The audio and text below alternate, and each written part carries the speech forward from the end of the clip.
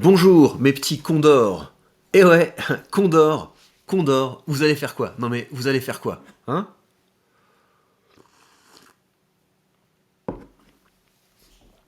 Bon, j'espère que ça va. Donc vous voyez, on se retrouve avec le même problème. Il fait beau, il y a de la lumière, mais comme elle tape sur la porte, je me tape un effet de contre-jour et donc la luminosité n'est pas super. Mais on n'a pas besoin de luminosité là où on va. Parce que ce qu'on va faire, c'est qu'on va se regarder le patrimoine de Monsieur Macron. Eh oui, grosse question, grosse question. Le président de la République est-il riche? Et moi, je vous avoue que si j'apprends que le président de la République n'est pas riche, je vais me poser des questions, parce que comment est-ce que quelqu'un peut prétendre gérer les affaires de tout le monde s'il ne sait pas bien gérer ses propres affaires? Donc, on va faire une petite estimation. Votez dans les commentaires à ce stade de la vidéo, à votre avis, le patrimoine de Macron est de combien? Voilà, de combien est le patrimoine de Macron? Alors, je sais pas beaucoup de choses sur lui. Si j'ai bien compris, il a été banquier d'affaires, parce que ça lui a été reproché, là, Marine Le Pen lui disait « Ouais, Rothschild, machin truc, banquier d'affaires. » Banquier d'affaires, qu'est-ce que c'est? Si je comprends bien, les banquiers d'affaires, ce sont les mecs qui interviennent quand il y a des deals. Chaque entreprise va avoir un banquier d'affaires qui va essayer de faire une due diligence pour dire bah je pense que le business coûte tant, etc. Donc ils font les calculs, machin truc, et après ils disent une bonne offre, ça devrait être ça. Donc je pense que ce sont ces gens-là, et les banquiers d'affaires prennent un pourcentage sur les deals, ça doit être quelque chose comme ça. Ouais, donc je pense que quand on fait ce métier, enfin si c'est le métier qui se fait, hein, on se fait pas mal d'argent. Donc si Emmanuel Macron a un patrimoine de moins d'1 million d'euros, je considérerais que c'est une... je vais faire gaffe aux mots que je vais employer, vous voyez? Je pense que dans cette vidéo, je vais faire très attention aux mots que je vais employer, donc je serais déçu. Si Emmanuel Macron a un patrimoine de moins d'1 million d'euros, je serais déçu. Vous votez dans les commentaires, à votre avis, de combien est riche Emmanuel Macron. Alors, on se plonge là-dedans. Tac, tac, tac, les biens et immeubles non bâtis, néant. Le mec, il sait même pas gérer un petit appart, il sait pas gérer une petite maison ou quoi, rien du tout. Pas de patrimoine, donc il vit, bah ça va là, il vit dans un palais, donc c'est quand même pas mal, le palais de l'Élysée, mais il ne sait pas gérer un petit appart, une petite maison, c'est quand même étonnant. Voilà, bon, ok. Alors ensuite, pas de société civile immobilière, donc des SCI, d'accord. Il est précisé que madame est propriétaire d'une maison, d'accord. Ok, donc lui n'est pas propriétaire, mais madame est propriétaire d'une maison, d'accord. Bien immobilier, rien du tout. Les autres valeurs en bourse. Alors, qu'est-ce que c'est? Des valeurs non cotées en bourse, crédit mutuel. Donc il a quoi? Il a des actions crédit mutuel à hauteur de 730 euros, bah magnifique. Il a des fonds de placement dans des PME. Alors, fonds de captifs proposés aux salariés Rothschild. D'accord, c'est ça. En tant qu'employé Rothschild, il était investi dans des PME et il a 22 000 euros là-dedans. Ok. Bon, on espère que ça travaille pour lui, que ces PME marchent bien. Alors, quoi d'autre? Les instruments financiers. Compte titre chez Rothschild avec 4 680 euros. Attends, c'est quoi ça? Qu'est-ce que c'est que cette histoire? Attendez, j'imagine que quand il était employé là-bas, il pouvait mettre plus d'argent que ça, non?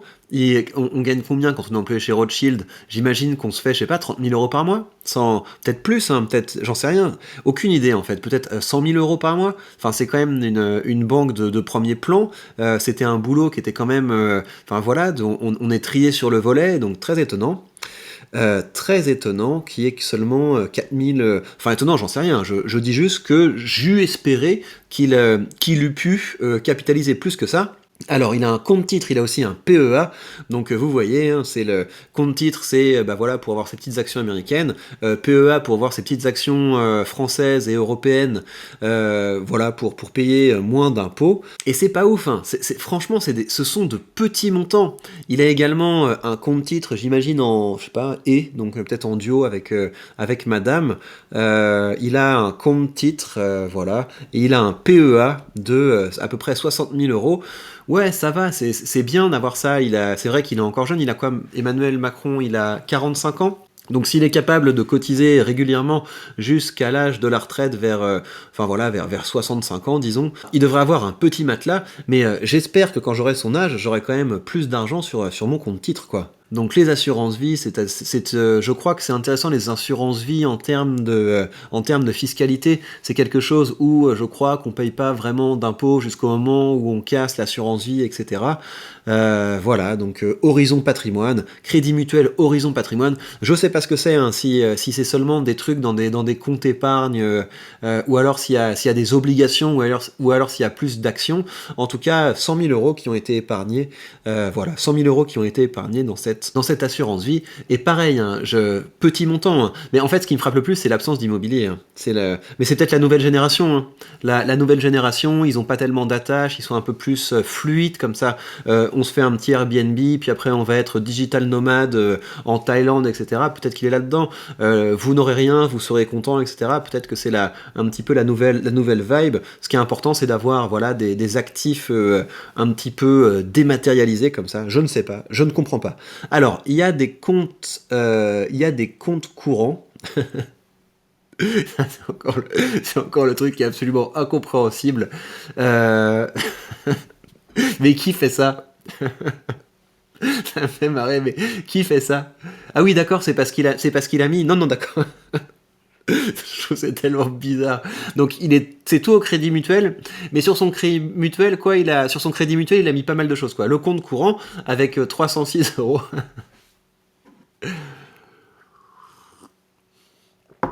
Après, faut voir, hein, peut-être que ça a été rempli à la fin du mois et donc il était un petit peu short.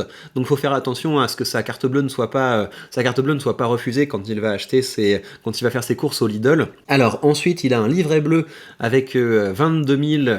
Mais regardez, Monsieur le Président, c'est 22 000 euros que vous avez sur un livret bleu qui doit être au maximum à, je sais pas, 0,5%. Si vous le mettiez disons, hein, sur un ETF SP500, voilà, distribuant pour me faire plaisir ou capitalisant pour faire plaisir à Mathieu Louvet, eh bien voilà, vous pourriez faire travailler ça. Ensuite, un livret de développement durable avec 120 000 euros là-dedans, ce qui est une aberration. C'est une aberration de mettre autant d'argent dans quelque chose qui ne rapporte rien. Crédit mutuel, CEL, PEL, encore un livret bleu. Mais qu'est-ce que c'est que ça en fait? Il y a deux livrets bleus et encore un livret. Qu'est-ce que c'est que ça? Ah oui, d'accord, il y a un compte courant commun, c'est ça. Il y a un compte courant commun, donc ça va peut-être qu'il tape plus souvent dans sa carte, dans le compte courant commun pour faire ses courses, avec 166 000 euros dessus, et ça n'a pas de sens. Qui a cette somme sur son compte courant? Qui a cette somme sur son compte courant, surtout si on voit qu'il n'y a pas d'immobilier? Est-ce que ce serait pas malin, on sait jamais hein, de quoi sera fait demain, donc de s'acheter un petit studio? Il y a certaines villes de province où c'est possible de trouver un petit studio, même un 2 pièces hein, pour ce prix-là. Donc achète ça, il faut penser un petit peu à l'avenir. Hein. Ce sera pas toujours le printemps. Après vient l'automne, etc. Donc ça vaut la peine quand même d'être un petit peu plus prévoyant. Alors, les biens divers, néant, néant, néant, néant. Quoi d'autre? Créance de 1000 euros. Ouais, ok, donc ça, j'ai même pas envie de regarder ça. Néant, néant, le passif. Alors, il y a des prêts. Il y a 350 000 euros de capital emprunté. D'accord. Financement de travaux du bien situé. D'accord. Ok, ok. Assurance décès, bim bim bim, montant de l'emprunt, d'accord. Donc c'est pour, il a souscrit à un emprunt pour acheter une maison qu'il a sans doute mis sur le nom de Madame ou je sais pas, des enfants de Madame ou je ne sais pas. En tout cas, voilà. Faut qu'il pense à lui aussi un petit peu. Hein. C'est très bien de contracter des emprunts. Enfin, ça suppose que ça montre que la famille est solide, etc. Mais il faut aussi se couvrir un petit peu.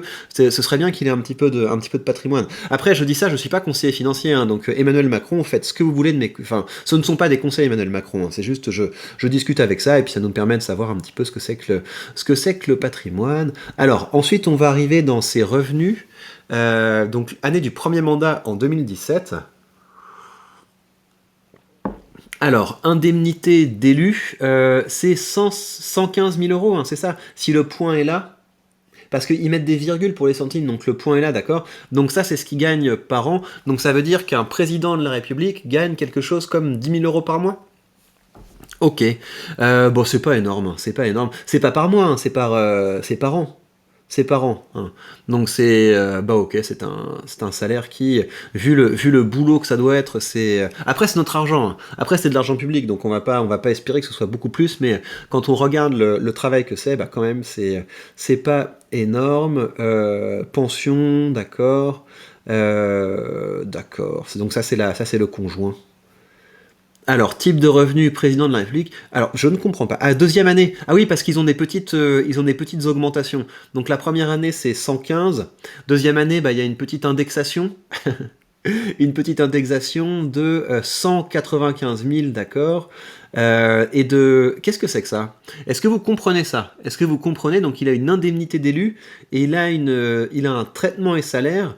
Donc la première année, il est à 120 000 et la deuxième année, il est à près de 350 000.